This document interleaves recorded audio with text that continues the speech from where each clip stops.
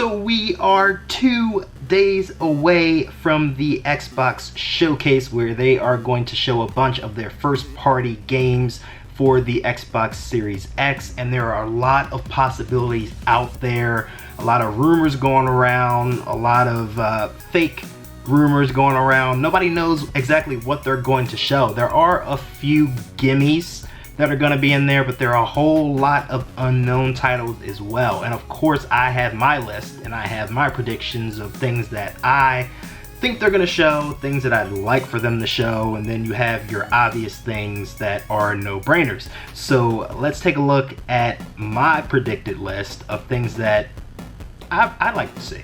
So let's get the obvious things out of the way. We know we're going to see Halo from 343. That's a given. I'm not sure if we're going to see multiplayer and single player, but at least we are going to get some campaign gameplay. They've already confirmed that we're going to see that, so that'll be cool for the Halo fans out there. A lot of people say that Halo has kind of fallen off over the years ever since, you know, Bungie departed, and I kind of agree with them, but it's still going to be a huge game.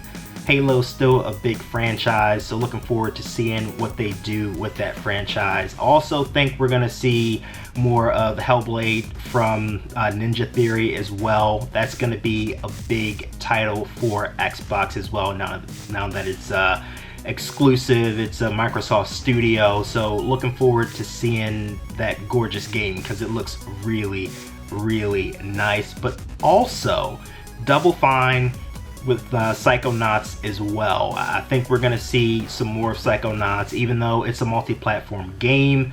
Maybe we'll get some extra levels or content for it being an IP that's owned by Microsoft.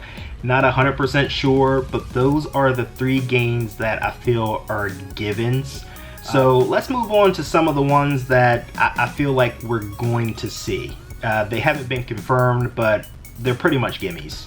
So we have Playground Games and we have Turn 10 Studios. One does Forza Horizon, the other one does Forza Motorsport. We've skipped a year since we got Forza Horizon 4. So are we gonna get another Motorsport or are we gonna get a Forza Horizon? In my opinion, I think they need to just skip a year every year and just stay with Forza Horizon, because Forza Horizon is just a better game. It pulls in more casual gamers, and overall it's just so much more fun than Forza Motorsport. In my opinion, I think that Turn 10 should revive Project Gotham Racing, so you can have a Forza, but you can also have a different type of game that's not Forza, and bring back some of those Project Gotham vibes, because Project Gotham was a great game before they released Forza, and it got great reviews. I'm not sure why they got rid of it in the first place, but I'd like Turn 10 to switch some things up, and let's split the Forza in half.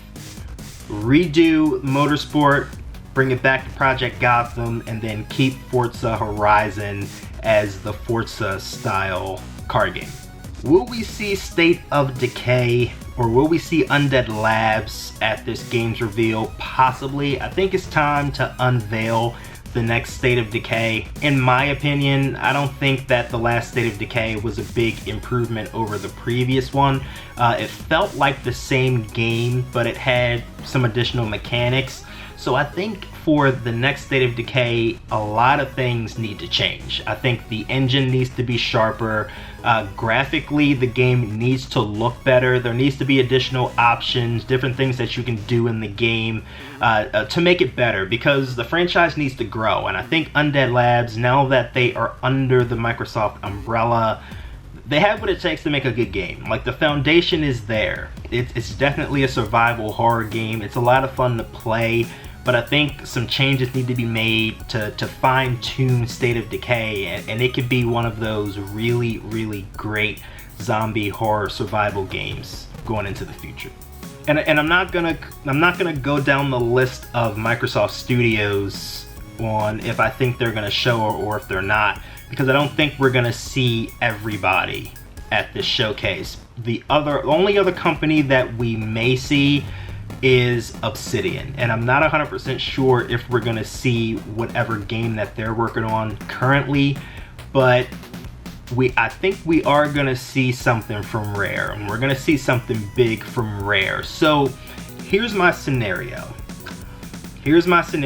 Bear with me. I know it's completely off the wall, but here is my thought process and the way that I want to see Rare presented at this showcase. So over the years, you know, Xbox gamers, not even Xbox gamers, Nintendo gamers, PC gamers, Sony gamers, the way that Microsoft has handled Rare has been less than desirable. I mean, yes, we've had a couple decent games.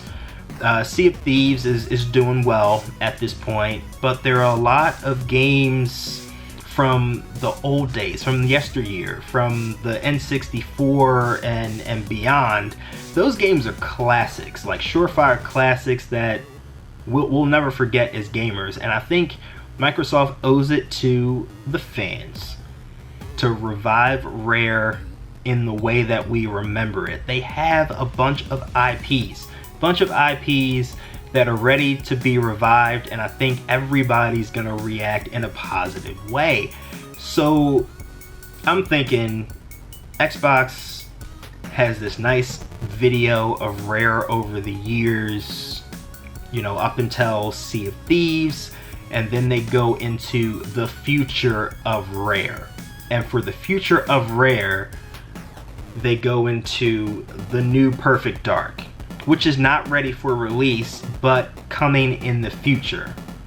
Okay? They go into the new Killer Instinct, which is more than due for a sequel at this point. The original came out in what, 2013? It's been 7 years. It's time to create more Killer Instinct. And if that's gonna merge with another fighting game, then so be it, but that would be perfect. They're gonna show Battletoads. That's the third game from Rare that they've been working on for years. I think we are going to see more about Everwild, which is gonna be the fourth game from Rare. And then we're gonna keep pushing. We're gonna go even further. I want Banjo-Kazooie, I want a remake.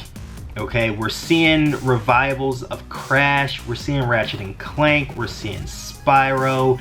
It's time for a new Banjo-Kazooie that would sell consoles and that would sell games. Banjo-Kazooie is the game that we need from Rare, and we need it like on release. That would be a shocker for everybody watching the show.